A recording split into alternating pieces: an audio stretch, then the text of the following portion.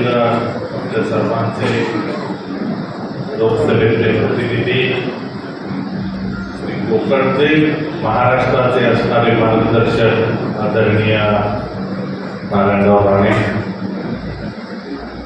आपले आमदार आणि या चिपळूण संगमेश्वर मतदारसंघातले आपले उमेदवार श्री शेखर निकम, माजी आमदार सदानंद चव्हाण, व्यासपीठावर उपस्थित असणारे महायुतीचे सर्व पदाधिकारी, इथे उपस्थित असणारे सर्व कार्यकर्ते बंधू,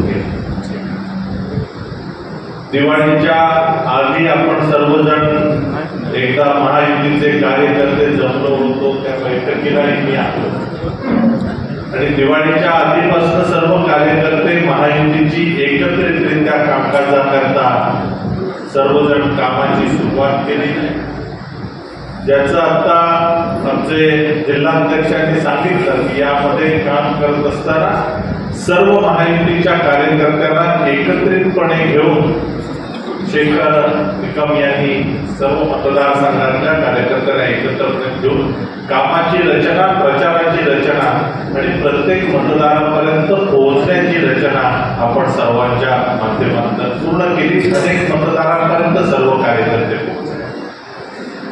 आपण वेगवेगळे विषय सांगतो, शेखर निकम यांच्या एकूण कार्य अहवाल किंवा नाही सर्वांपर्यंत पोहोचला असेल।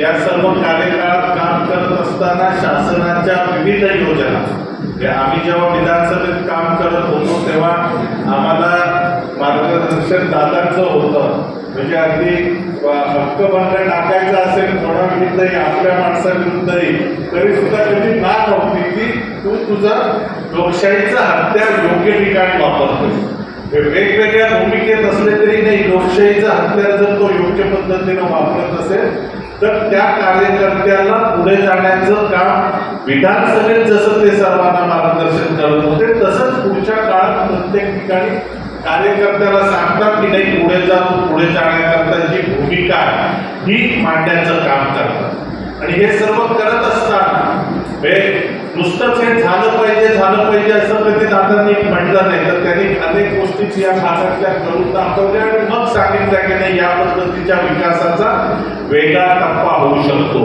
आणि मग आज आपल्या भागाचे खासदार म्हणून, या चिपळूण संगमेश्वर मतदारसंघातले आपले खासदार म्हणून ते आपल्या आमदारांचं आता प्रचार सभेकरता इथे आलेले आहेत। मला एका गोष्टीचं याच्यातलं महत्व आपल्या सर्वांच्या दृष्टीने आहे की आपला खासदार आपले आहे। हे आता जेव्हा प्रयत्न करत होते तेव्हा मग पुराच्या विषयाकरता असो किंवा मग नमामि गंगेसारखी वाशिष्ठे करता नमामि गंगेची योजना आणण्याचा असो, या सर्वांकरता जसे शेखर यापूर्वी एकटाच प्रयत्न करत होता, आज तर आता आपले खासदार आहेत, त्यामुळे दिल्लीतले सर्व विषयांकरता पाठपुरावा करण्याकरता जसे खासदार आहेत तसा आपला हक्काचा आमदार तयार झाला पाहिजे। आणि याकरता हे शेवटचे 5 दिवस सर्वांच्या दृष्टीने अत्यंत महत्वाचे आहेत। सर्व कार्यकर्त्यांना विनंती करणार आहे की ही घड्याळाची निशाणी सर्वांपर्यंत पोहोचवण्याचं काम प्रत्येक कार्यकर्त्यांना केलं पाहिजे। मी मागेही सांगितलं होतं की मी काही मत घड्याळावरती देऊ शकणार नाहीये, पण माझी आई इकडे छोट्या भावाकडे असते, त्यामुळे तिचं मत यावेळेचं पहिलं घड्याळावरती मत शेखर निकमला मिळणार आहे आणि ते गृहपेटीचं मत आहे, त्यामुळे ते नक्की मत घड्याळावरती मिळणार। या पद्धतीनं आपल्या सर्व कार्यकर्त्यांनी गृहपेटीतल्या मतदारापासून शेवटच्या दिवशी 20 तारखेला 4 वाजेपर्यंत राहिलेल्या मतदारांपर्यंतचं काम सर्वांनी करावं आणि शेखर निकम यांना घड्याळ निशाणीवरती मतदान करून बहुमतानं निवडून द्या अशी आपण सर्वांना विनंती करतो। इथेच थांबतो। जय हिंद, जय महाराष्ट्र।